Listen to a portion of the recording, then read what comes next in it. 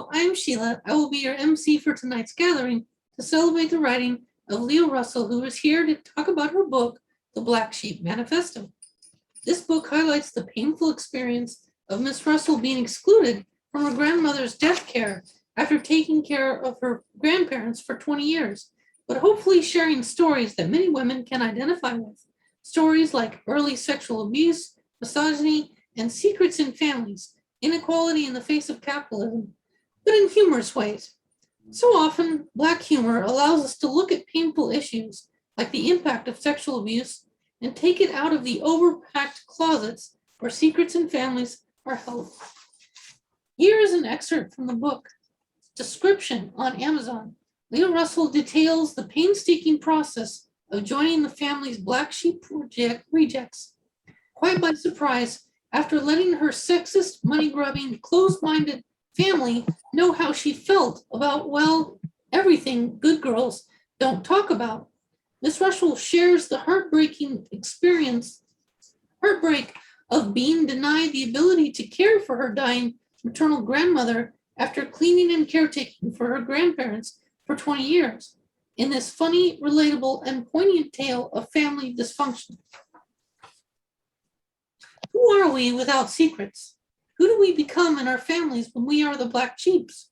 Can we acknowledge some strange raw power in embracing the becoming of the Black Sheep of our families? Let's start the show off with a diagram of the family. We will have Leo set the stage with sharing a little bit about the family, including a diagram of the family. Great. Thank you so much, Sheila. So just to give a little bit of intro, many of us come from families that are very dysfunctional, and every family is dysfunctional in its own special way. When I got inspired to write this book, I was going through a tough time, and the book really helped me to get a lot of that pain out in a cathartic way. So my grandfather, Russell Jones, came from Montana. He was a man with not a lot of formal education. He had a paper route around the age of 6 years old. I remember when people would ask him about higher education, he would always wryly smile and say, "I went to the School of Hard Knocks." He married my grandmother after a failed early marriage, which produced his eldest daughter, Carolyn. And I would describe him as tough and demanding and nurturing. At times, I observed him to be a burden on my grandmother, and that I always knew that he loved his family. He did not deal well with tough issues in the family or examine emotional things easily, but he definitely was a provider, and he had a real estate business in Seattle, Washington. And he and my grandmother met at Boeing. And when I think about my grandmother, I think about the fact that she did daily crossword puzzles until her dying day. She always bit her finger nervously. She had a dry sense of Black humor about life. She could see through people quite easily. She could be a bit of a gossip. She kept to herself in a lot of ways, especially after Grandpa died, there's a typo there. She didn't address conflict well, and she married young and seemed to, like a lot of women in that time period, lost sight of her dreams and kind of became like the 1950s housewife. So in my family, there was my grandma and my grandpa, and then there was my aunt from my grandfather's first marriage who suffered from schizophrenia.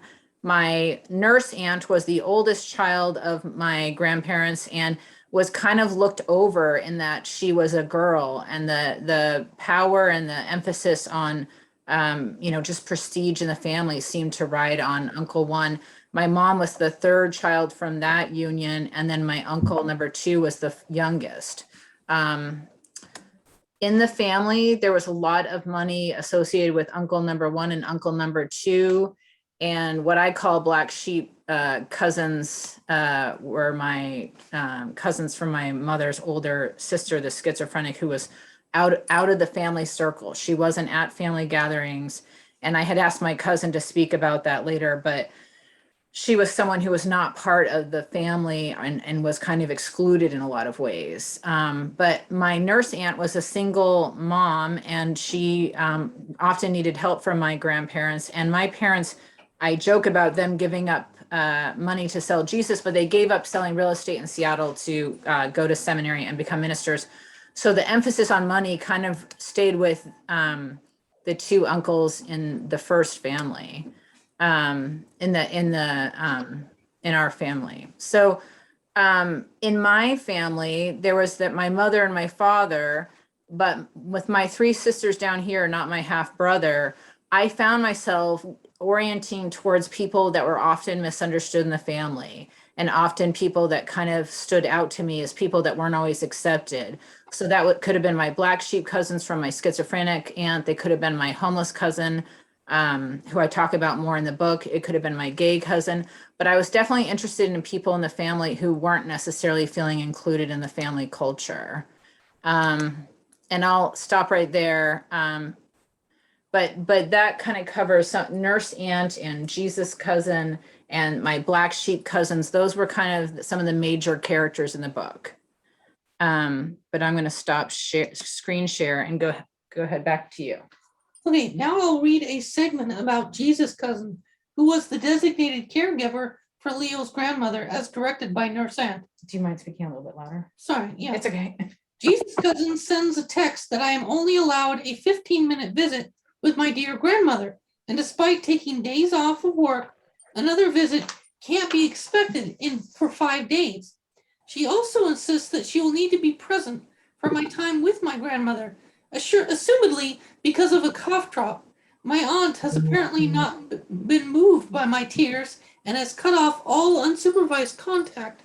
Apparently, I might slip my grandmother an edible or something. No one actually bothers to communicate the official reason. That would make too much sense. These people don't communicate. It would be funny if it weren't so damn sad.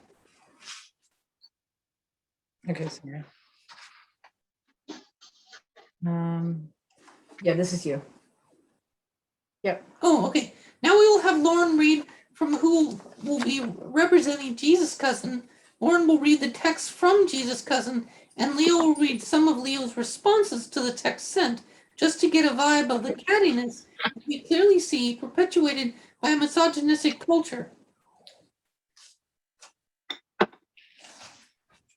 Okay, so now I'll be reading as Jesus' cousin. Hi, it's taken me a while to sort out your visit. Nurse aunt, uncle number 1, and uncle number 2 decided yesterday, based on grandma's declined energy level, that because there are 13 grandchildren and everyone of course wants to see her, second black sheep cousin's visit yesterday had to be canceled because of lack of energy, and he hasn't seen her at all yet, that there is a limit of once a week for visits. I know how important grandma is to you, and so I didn't want you to have to wait until next Monday. I've just got it sorted, and you can come today at 4:30 for 15 minutes. But at that point, you will have to wait another week, just like everyone else. Visits at this point are 15 minutes of sitting quietly with her and maybe telling her things, but not expecting any sort of response. As an FYI, I will be with grandma during your visit. Unfortunately, your options are to visit with me there or not at all. It's up to you. If you text to argue this point or any of the other decisions that have been made, I will not respond. Hope to see you at 4:30. Please let me know if you're running early or late, since I will be trying to time things around your visit. And on another day, just an FYI, but unfortunately, Saturday and Sunday are booked, since that's when most people are free. But I'll be texting you later to check in about Monday. Smiley face.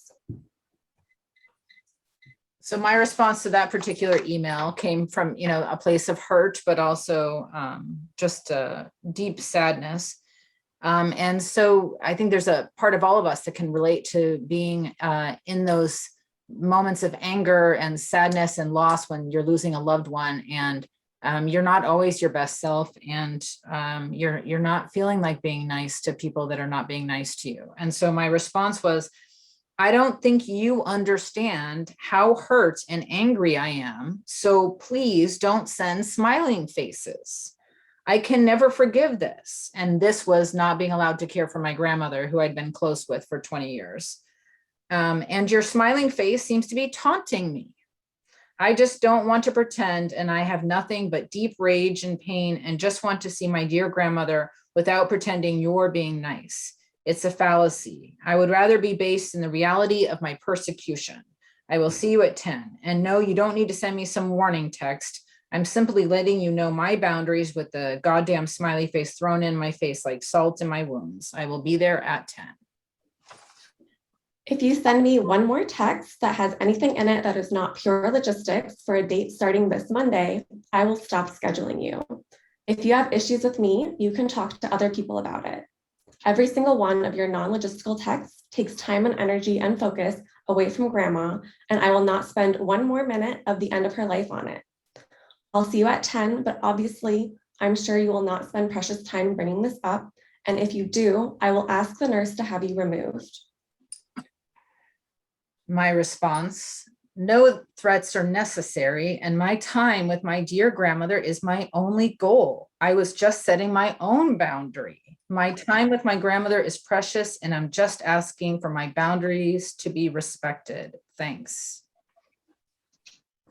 Hi, I was able to ask Nurse Aunt about the earplugs last night, and unfortunately, she said no. I had asked Jesus' cousin if she could wear earplugs so that I had some amount of privacy in my last visit with grandma. Apparently, Nurse Aunt decided that something I might say could also be inappropriate. What that possibly could be is still a mystery, as my grandmother was basically in a vegetative state at this point. So it boils down to simple cruelty, no more, no less. So this means your option for the morning is to visit with me present without anything in my ears, or not to visit. I'm sure you will choose to visit. If you have any issues with this decision, you can call Nurse Aunt. If you text back anything other than confirmation of receipt or logistics, I will not respond. See you at 10. And then lastly, there's the text that Jesus' cousin sends before the assisted suicide. Hi, I wanted to give you a heads up about tomorrow. Once grandma has passed away, there will probably be many family members there, and I'm sure everyone will be experiencing grief in different ways. If you start to give anyone a hard time in any way, you will be asked to leave. I'm not telling you this because I think it will happen. I've seen you visit with grandma, and I have complete confidence that you will be solely focused on grandma and your own grief and your dad's. I'm telling you this so that just in case it does somehow happen, you are not blindsided by the results. But again, I am confident it won't. If you have issues with this, you can tell someone else. If you respond with anything other than confirmation of receipt or logistics, I will not respond. Okay, I apologize. I'm a little bit lost on where we're at exactly. Lauren, what's next? It starts with my focus is my grandmother. It's Okay. at the very end. Can you read that part as me, just for the sake of Yeah. continuity? Okay. Yeah, so I'll read this last response as Leo. My focus is my grandmother and her having a good death that she deserves. I am not interested in having upsetting discussions when the energy should be about kindness and consideration. It's unfortunate that this warning even felt nice. And then that concludes this reading here. Okay. Okay, so then you're taking over. Okay, where?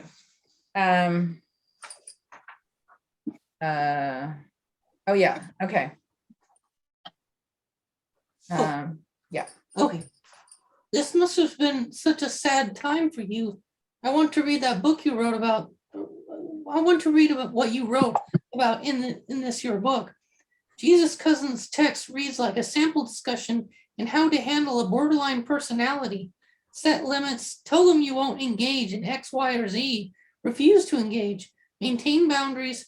I would have previously found this highly offensive, but what I do care if these assholes think, What do I care? what do I care if these assholes think that I'm borderline? They obviously haven't met any true borderline people. Huh. I spend day after day working in mental hospitals and feel that they are missing the glory of the true borderline, they're getting off easy if they think this is borderline. Okay. So that, and then we're going into, Lauren, can you help us at all? So, yeah, it's wondering if you can read an excerpt that you posted on social media. Oh, yeah, yeah. Yeah. Okay. I think this is the part about feminism in the family. Yeah. So why don't I go ahead and read about feminism in the family, or sexism in the family rather. So this is a part that I wrote about sexism in the family to kind of give some background for where women had a voice in the family, if they disrespected with the elders or with the men that we kind of assume as having power in the family. Not that they have an official policy, but the women who are upheld with admiration and reverence are the do-gooder, self-sacrificing, beautiful women who maintain their good looks while supporting their men and their opinions. Repeater types whose main accomplishments are their families or baking. These women stand like a chorus. They sound like a chorus speaking to what proper women need to be, not loud, not opinionated, not leaders. If they are leaders in private or at their jobs, not in front of the uncles, not in the cultural fabric of the collective family decisions. The good women accommodate and are pliable like soft uniform dough, stuffing their opinions down deep where they rot and create generalized depression and anxiety disorders. Like Indian brides of days gone by, they throw themselves on the metaphorical funeral pyre for the greater good of the collective whole. If you are a woman who has strong political differences, who challenges the hierarchy of the family, examines the preferential treatment to sons, drags ghosts out of the overstuffed closets, well, you will end up being pushed to the side in the tidal wave of conformity required of women on this planet. Consider yourself warned. On this planet, women support the family culture. On this planet, women play supporting roles to the men. If they are leaders, they are quiet leaders on the side in the privacy of their professional lives, tucked discreetly and securely away from the fragile egos of the propped up men. If there was a handbook for women in this family, it would simply explain that the top-down hierarchy must never, ever be threatened. The male-dominated decision-making over family issues is like an ancient Greek painting. The god Zeus on Mount Olympus with the flowing beard and the females at his feet stare up with a transfixed gaze like hypnotized, brain-dead, adoring maidens eagerly awaiting his final decree. We are grateful for the sound reasoning and rationale of the unemotional male mind, better trained for these kinds of decisions. We are the emotional flightiness of the female spirit, suited for the nurturing roles of packing lunches and diapering babies and nodding in agreement with our husband's brilliant ideas. We support our menfolk by staying thin, protecting our product image, and not disagreeing in public. We have sworn a silent oath to remain conflict avoidant and to stuff all the dark secrets or complicated feelings of life and relationships and community into tidy, compartmentalized burial spots where feelings are filed away for our therapist or for the next life. So there we're going to move on to Greg. If you can unmute yourself, Greg, I think you're already unmuted. Greg was going to comment for 10 minutes on the family culture for him and for his siblings based on his mother's history in the family. Can you hear me? Yep. Oh, okay. That's awesome. I admittedly, I'm not especially prepared nor have been nearly as involved as Leo has in these matters. So I'm giving you sort of inchoate thoughts, but I can sort of verify some of the things from my perspective. It's my mother who is the one that was the oldest child of Russell Jones and who does have mental illness. We can call it schizophrenia, delusional phobias, or whatever. But just as one graphic piece, she believes that a dentist put a listening device in her jaw that the government is listening to her on. And so she takes certain pains not to have her location known and has engaged in many other sorts of behaviors. At this point in her life, it doesn't seem to be in some ways as bad, but she's 83. So in any event, and there was a horrible disjunction between her and her stepmother. I don't know entirely all the details of that, other than my mother was originally placed after my grandfather Russell divorced his first wife, my mother's mother, for cause, to be honest. My mother was placed with Russell, Grandpa Russell's mother, who is a sweet older lady. And there was a lot of bonding that went on, so that when my mother was removed from that environment and then brought to the new marriage with this very young woman, that was very traumatic. And this very young woman was Marge Jones, Leo's grandmother, who was very young at the time, was in no wise prepared to handle a young lady in severe trauma. And things went downhill from there. And just as a side note, I don't know if Leo has mentioned this in her book, in a conversation with my grandmother before my step grandmother, before she passed away. I always addressed her as grandma because I knew her as that from a young age, and ultimately I felt that was a better way to relate. But biologically, she's my step grandmother. But in any event, she mentioned that she had not really wanted to get married to Russell at that time. She may have ultimately been open to the idea, but she was so young and just kind of got away from her farm in Alberta and experiencing, big city life. And I think, and Leo can correct me, but she got married at something like the age of 19 or 20 or 21, some young age. I don't know what it was. And that's not really where she wanted to be. And then she's immediately saddled with a traumatized child. So you can kind of put that together along with my mother having a stubborn streak that yet ceases to amaze me. In any event, that relationship didn't work, caused a lot of trauma. And then that sort of created a rift that was seen through time. Although I will say, just to keep it real, in my early days, we did always attend the Thanksgiving and Christmas functions and so on. And we lived right across the street and so on. But there is one interesting thing that I can point out. There was a trailer or some kind of mobile home that my grandparents had on up in Squim. And the interesting thing, in all the years they had that, all the other grandchildren went there regularly, but we never went there at all. We were never once invited. And so that was the one difference that was sort of overt. And admittedly, to keep it real, but partly that's probably because my mother had already separated to some extent and was just not around. And whereas I think the other grandchildren, when they went there, they always went with their parents, the children of Russ and Marge. So I don't entirely know what all the details were, but I do know that did have an impact. And I felt that. Other than that, Leo mentioned that Russell was not he was productive and responsible and caring person, but in terms of being sort of an emotionally aware and connected and reaching out person, that was not his strong suit.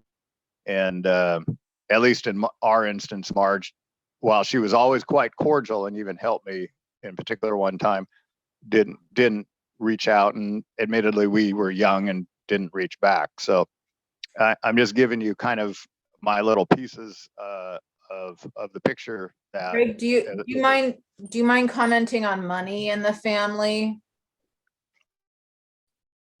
Because even with the family partnership, like, I'm not sure. Well, yeah, well, that's true. But so in terms of my grandfather having got involved in real estate, set up a family partnership for the children. And unfortunately, and this is actually this is my mother's fault, to be quite blunt. And it was a horrible, dumb mistake. She wouldn't go and sign legal papers to be involved. And finally, they kind of gave up. Admittedly, I don't know how hard they tried or whether Marge, what she encouraged. But the bottom line is she was excluded from the family partnership, which has left her destitute at this point, basically. And she was given a sum of money, which at that time was equal to her share of the value of the partnership. So in that sense, she was treated fairly, but ultimately she really wasn't treated fairly. Ideally, what should have happened is they should have somehow set up a way for her to have received the benefits of that, knowing that as in her state, her situation, that she would likely have difficulties in her older years. And that's absolutely what's happened. And now she is suffering as a result of that. But in any event, I think that she was certainly had a lot of responsibility for that, and that could be understood on one level. I just would have liked to see a level of compassion that would have risen above to make, in her case, since they were aware of her mental and emotional condition, that they would have made the extra effort to make sure that she was taken care of. And that simply didn't happen, because there's no way she was able to handle those kind of dollars. That was way outside of her league. And her dad honestly should have known that. And ideally, if Marge had the kind of compassion that I would have liked, for my mom, but my mom certainly didn't make it easy. And so that's kind of the scenario. My grandmother and I did talk a little bit about my mother, and that part is not entirely clear to me right now as to anything that's super significant. My grandmother, Marge, indicated she did reach out, and that there was trouble, that they had difficulty, and she wasn't sure she understood it all. And I think it was just people who are not, particularly at that time, putting ourselves into the mindset that this all happened in the 1950s, when domestic violence wasn't even an issue, really. So putting that into perspective, it's a little easier to understand, at least not the matter of the Inheritance Act came later, but the matter of how my mother and my step grandmother were not able to connect. So I'll leave it at that. That gives you a few reflections. Thank you, Greg. Go ahead, Sheila. Okay. Can you read us one more excerpt about emotional expression in the potato farmer family? Okay, so I called my family the potato farmer family in this novel, just because when I think about my grandfather coming from Montana, and this is Greg's grandfather as well, and Lisa's grandfather as well, and my other cousin's grandfather obviously as well, but he came from Montana and came from this simple background. And so I call it the potato farmer family. So emotional needs not being met in the family. Every time I had sought a normal level of emotional response, depth, expression, something from my maternal side, I was met with this disdain, furrowed brows, puzzled expressions, shocked glances, mouth agape, small pink assholes clenched in anxious worry. Family member number one: how dare you ask for emotional issues to be addressed openly? How dare you rip asunder old tired wounds and drag out family skeletons? This is war. No conflict allowed. All emotions buried. You will pay for such audacity. Family member number two: now find yourself a proper capitalist husband posing as a neoliberal and learn how to play a supportive role in the background like a proper woman who loves her family. You are a thorn in our sides with your constant melodrama and emotional excursions and this in-your-face feminism. Family member number three: yes, exactly. We like our feminism cloaked in the reliable fabric of the 1950s classic fashion of Jacqueline Kennedy. You can be quiet and still get your point across. Do not underestimate the power of fashion to change the world. Become a fashion icon through your quiet poise and ladylike silence. No one likes a talker. No, of course, they did not say these things, reader. but still they might as well have. They said other random nicer words, but when I stick their words into the word translator, this is what comes out. And maybe, I don't know if there are any questions at this time, but the premise of the book, for those of you who weren't here at the beginning, is that my grandmother was dying and I had taken care of her for about 20 years, off and on with my grandfather, doing caretaking in the home.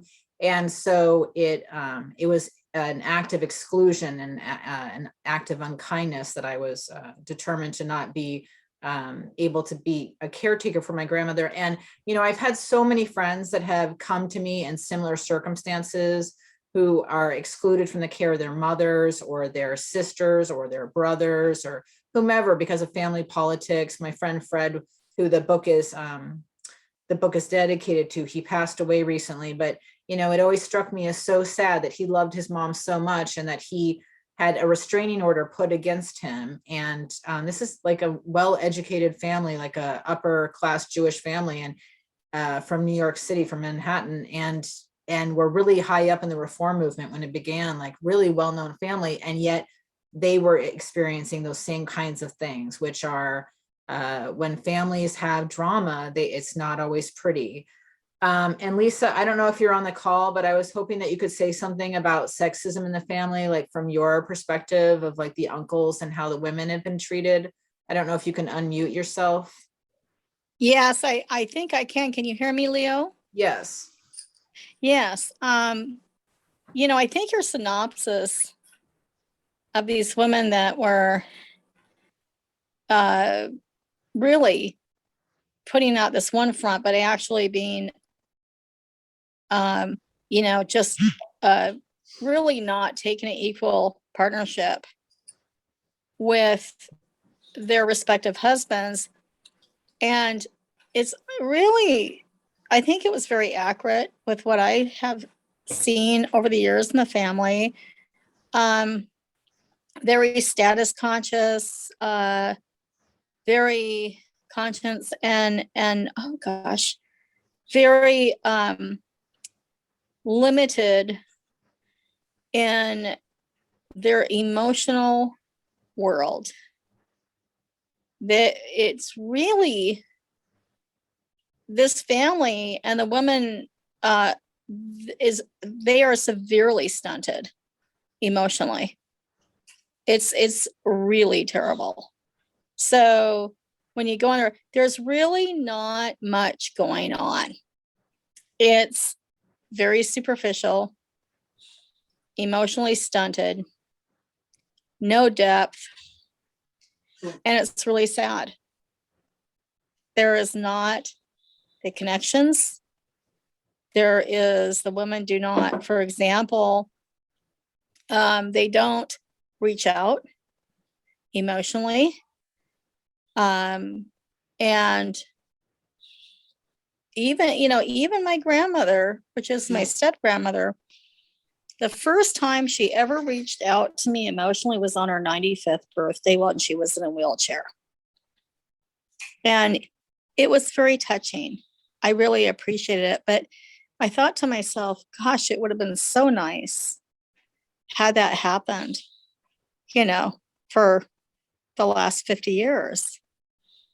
So in conjunction with the men, it's kind of all set. Well, I mean, And I don't mean to interrupt, but Greg had spoken previously about how domestic violence was not something that was talked about when our grandfather got with our grandmother, but also like when your father got with your mother. And yeah, and it, you know, my father was very abusive and he was emotionally abusive. He would scream at my mother for hours and hours, and it was just, he was highly aggressive. And people, I mean, we were just scared we were tiptoeing through the, you know, tiptoeing around.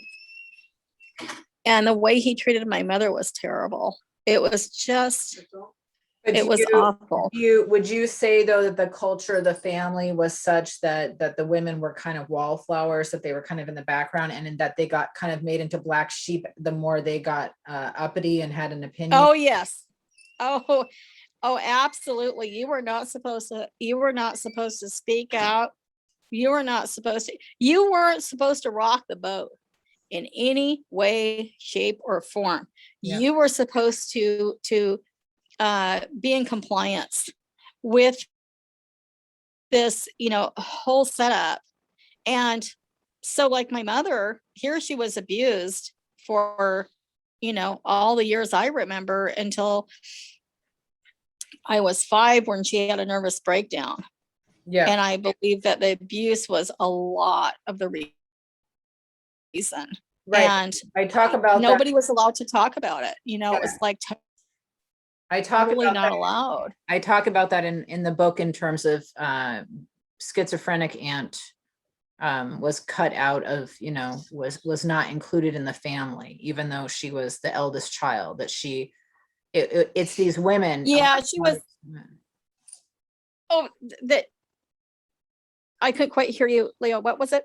The women in the family didn't like your mother or nurse aunt. My mother was the third female child in that family.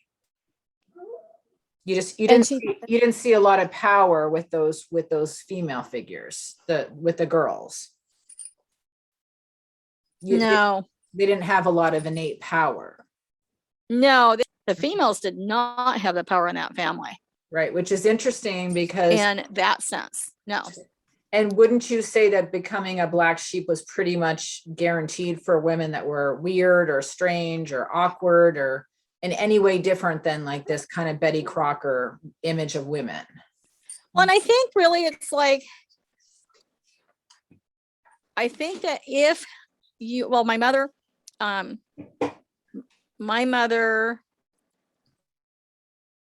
because she was not the full child, the child of my grandmother, I think that she, and then that because there was a kind of the rift in that relationship, and I think my, Grandma Marge was really young, to handle anything like that. I don't think she handled it well at all. And I think that she actually handled it fairly poorly in a lot of areas through the years. She never really instead of, seeing the situation, it was pretty obviously bad. She didn't really extend herself at all to my brothers and I, when of course we were vulnerable. So I'm trying to kind of get back to the original question there. Well, it was just more about the exclusion of you guys. Your brother had spoken about the exclusion from the children from schizophrenic aunt. Yeah, well, we were, when we were growing up, we'd often say that we felt like we had leprosy in the family, that we were lepers because our mother was schizophrenic. So it rubbed off on you. Oh, big time rubbed off. It did. The only person that it didn't rub off on, besides who was growing up, and Greg did a little better than I did because he was a male. But it's like he just had to, kiss their rears basically to kind of stay in that framework. And I ended up just getting married and going off, I didn't have a lot to do with the family for a long time because my father that was still there was hanging with a heroin addict and, a young woman that was just really bad news. And he would have her as basically his mistress to go over there for the family fun. There's, Chris is always kind of like the Christmas thing. And so I wasn't going to be involved in that. Okay, but basically you are also talking about how feeling unloved or unwanted, it led to more distance with the family. Oh yeah. I mean, I did not feel that there was any emotional ties with anybody in that family except for my grandfather. Okay. very little with my grandmother. I mean, it was really very superficial. I mean, I cared about her, but there just was no emotional. It was really sad. Okay. And so, yeah, I Let just me- left basically. I'm going to answer one question. Lauren, I think, has a question. And then maybe Lisa, you could help add to it. And welcome, Juan. Okay. So go ahead, Lauren. Yeah, so just to start off, maybe some questions. So yeah, Leo, I'd like to hear also a little bit about why you think a book like this is so meaningful. That's such a big question. So I think a lot of us experience sadness and grief and horrible things that happen in our families. And we can have like an incident or someone's death, and we can end up never going back again, never going back to the family home, never going to the family gathering. We can just sever ties, and it can destroy us. I think a lot of my clients out in the field with mental health and chemical dependency are people who have been destroyed by being excluded from their families. And I don't think we do enough to address the trauma of our families, because a lot of us keep getting triggered by the pain and sorrow of what happened in our early families, and not feeling loved and accepted by our families. And I think it's okay in the day and age when you have women and men standing up against injustice around who gets to be who in the family with what kind of gender roles and that kind of thing. It's just really important to stand up and say, hey, just because we were women, like the way we got treated was not okay. And I'm noticing a pattern here. And I felt like I was at a kind of a juncture, and I had to make a move where I had to kind of pick myself up off the floor and say, what they've done is wrong, but I want to write about that. I want to do art about that. I want to express that pain and that emotion to get that out,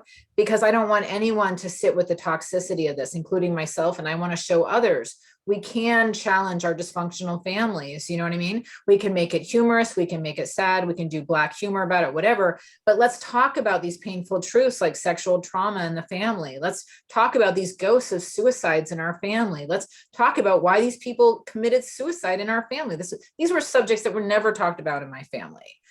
They were just kind of like these ghosts. So-and-so is dead, and we're not going to ask questions. And so-and-so doesn't come to meals anymore. And so-and-so's not at family gatherings anymore.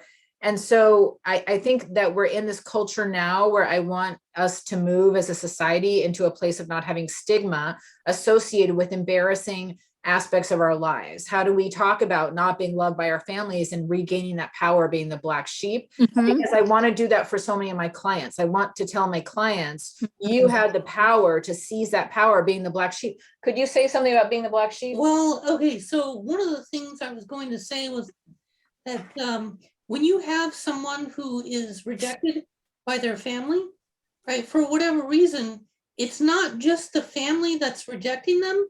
It's that, especially as a child, this reverberates into their entire life, and it shapes who they become later on in life, and it also somewhat mitigates the kind of receptivity and reciprocity that they're going to have with other people and their interpersonal skills. The other thing is that what Leo was talking about just a moment ago is about what Artie Lang calls the psychological knots. That is the things that not only can we not discuss them, but we also cannot discuss the fact that we can't discuss them. It's one of those things that, like, there's no getting at it other than to say, no, this ends with me, right? This stops here. I'm a cycle breaker. I will not be part of this. I will not be party to this, right? I will come out in the open. I will have this seen by the light of day. I will live my truth. I will express what happened to me. I will, and thus being a vehicle by which others can relate to the kinds of pains and rejections and abandonment and neglect that they experienced in their own lives as well. That kind of brokenness that is so much perpetuated through multi-generational abuses that is either unrecognized or undiscussed, or so that's why something like this is very important. Well, and it's not like when I joke, sometimes I'll make this joke and it's not really funny, but it's more of just like trying to make a point. When I do interviews for decriminalization of drugs in my work there, I often talk about how we don't talk about sexual trauma. And I think sexual trauma is something that has happened to so many people as children. And we have these like stickers on the backs of our cars if we are a cancer survivor, like if we're a breast cancer survivor, or if we have a friend or a relative who's a breast cancer survivor.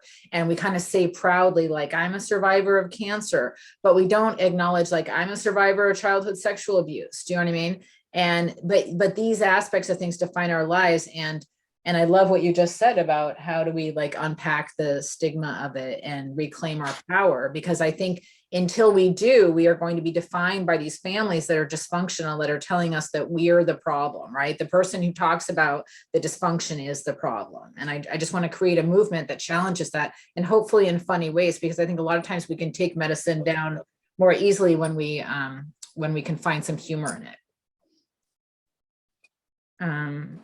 So any other questions, Lauren? We do have a question relating back to the discussion from Lisa. Would that be okay to ask that one? Go ahead. Question for Lisa. So yeah, it is more of a question for Lisa and your story about your grandmother. So what type of compassion did your grandmother show at her 95th?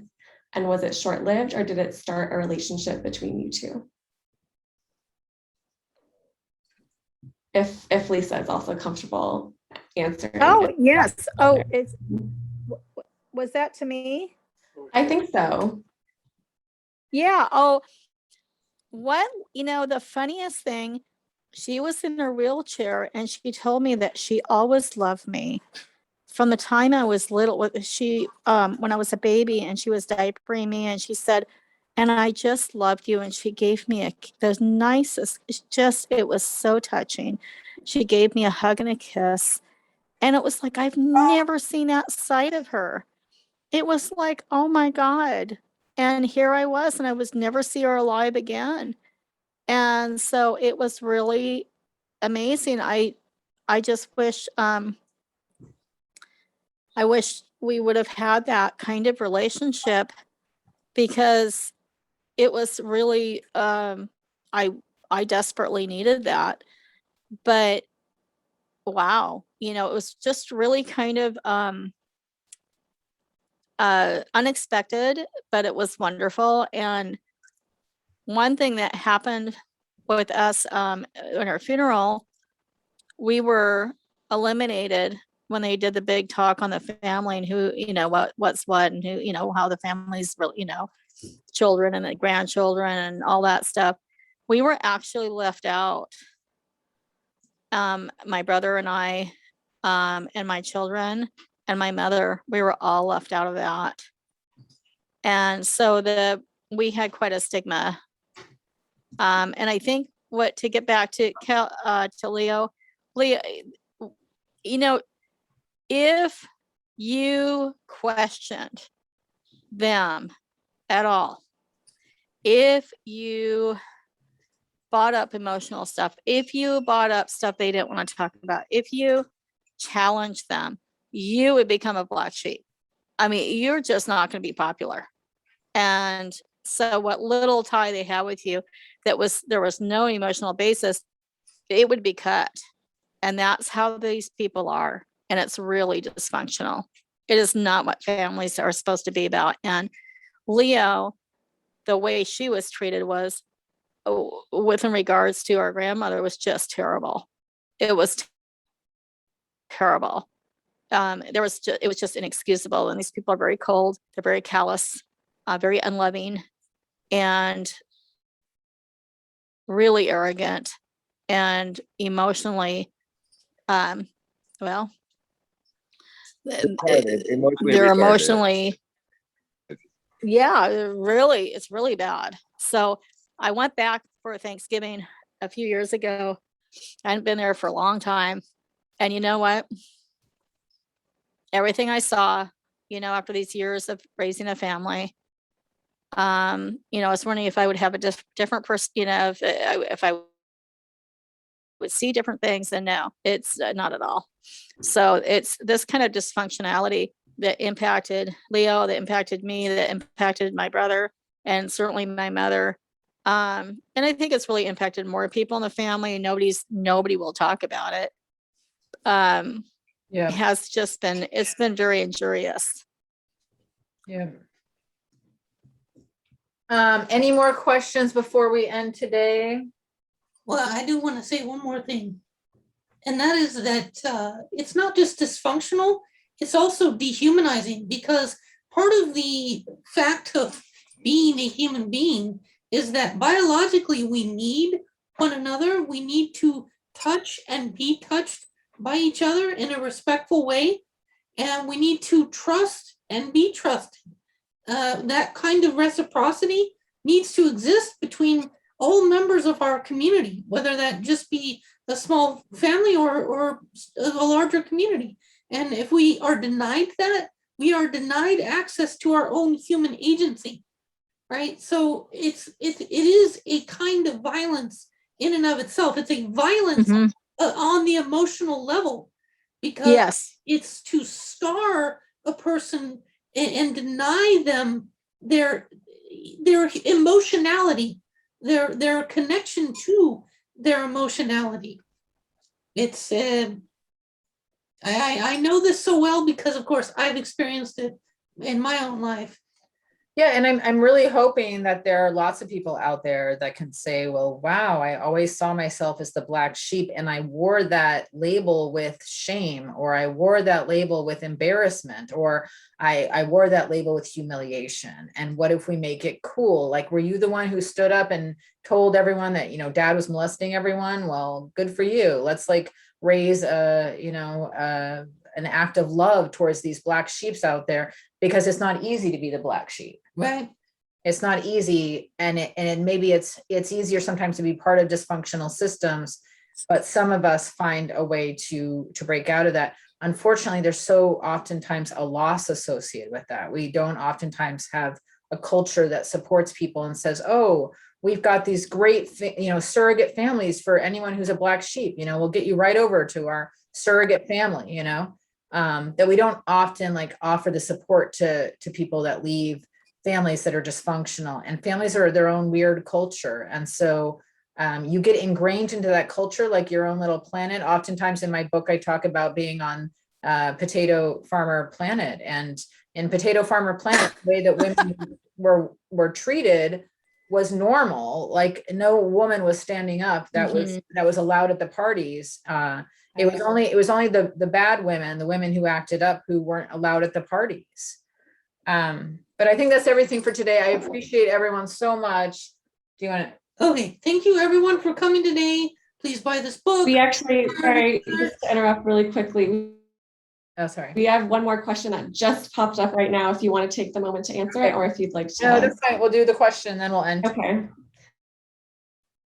So the question is, would you choose a different path other than black sheep if given an option? Why or why not? In family culture, like in the birth orders, the eldest child typically takes on the characteristics of the parents, and then the middle or second child typically takes on they will rebel against the family system. There aren't that many roles left in the family. In a 3-person family, the youngest child often takes on the role of the easygoing one, and they'll often be the one that says, oh, it doesn't matter. Like if you're like, oh, what kind of food do you want to eat? They're like, oh, it doesn't matter. Or where do you want to go? They're like, oh, it doesn't matter. So we all take on these roles in our family to survive. And sometimes we get our little handbook, and like the cool type A personality is already taken. Our elder brother is going to, get a heart attack at 40, he's already taken that role. Right. So because I'm a middle child, I don't know how much control over I would have in terms of being like the rebel child that was like, hey, things seem a little funky, or, whatever. But I would argue that in a lot of ways, my cousin Lisa was a black sheep, and she's, I call her the black sheep, farm cousin or whatever in my book, but she's a youngest child. So I think in our family, the black sheep got extended to anyone that created problems, anyone that created trouble. And for me, I've often thought and reflected when I'm on vacation and I'm trying to come to terms with, all of us had these moments with our lives where we sit down with our lives and we go, oh, am I living my best life? What kind of life am I living? And I've definitely had those moments where I'm like, oh, it obviously an easier, if you consider easier to be associated with a sense of ease, or a sense of you can get along with everyone because you're not a threat to anyone, because you're kind of leading this mediocre life, maybe, where you're not going to push buttons by having radical politics, or, you know, asking uncomfortable questions. And for me, I don't think my spirit can live with that. I think I need to live in a world where I can ask hard questions, even if those hard questions put me in tough spaces. Because I think, because I've been a witness to so much tragedy from my clients, like vicarious secondary trauma from so many of my clients who've experienced rape, and who've experienced misogyny, and who've experienced sexual exploitation, and being pimped out by shady drug dealing, you know, boyfriends. And, you know, just so many of my clients have been like molested by their mothers and by their sisters and like whatever. And I because you experience what your clients experience, in so many ways you take that on. I feel like I have to go this route, because I want to be someone that creates and be an agency of change, you know, a change agent in this world. Well, for me personally, I don't feel like being a black sheep was something I had a choice in. I felt like it was a role that was assigned for me. Man, it just so many things that transpired. But I think the high point of how fucked up my family was that my mom sometimes would run away. They would have a fight, and of course she would be, you know, beaten physically, and she would run away, and she would usually come back, of course. But I remember one time my father gathered us all together in the living room, and sat us down at the dinner table, and just as calmly as if he would say, "Oh, it's raining outside today," he told us all that if he said, "Your mother has run away, and if she runs away again, I'm going to kill her." And it was just like, we were supposed to treat that like it was just normal, like today is Saturday or something. Oh. Just, yeah, he was so fucked up. And I have always been defiant and everything. So yeah, I wasn't gonna take that sitting down. So anyway, okay, thank you everyone for coming, and please buy the book and share the book, and thank you all for your insights and contributions and observations of the modern dysfunction of family, and we want to embrace these kinds of stories. Please read the book. Thank you. Have a good one, everyone. You too. Love you. Thanks. Bye. Bye. Congrats, Millie. Bye. Thank you.